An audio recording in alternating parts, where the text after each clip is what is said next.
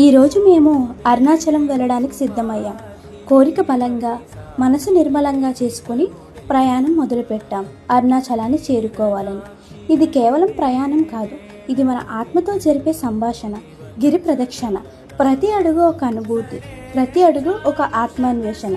ఇక్కడికి రాగానే మనసుకు ప్రశాంతత, ఒక ఆధ్యాత్మికత మనల్ని చుట్టేస్తోంది. అరుణాచలేశ్వరుని దివ్య సన్నిధిలో మన హృదయం ఆ గుడి గోపురం అంతా నిలువెత్తు నిండిపోతుంది. ప్రతి ప్రయాణానికి ఒక ముగింపు ఉంటుంది, కానీ అరుణాచలంతో చేసే ఈ ప్రయాణం ఒక కొత్త ఆరంభానికి తలుపు తడుతుంది. ఓం అరుణాచలేశాయ.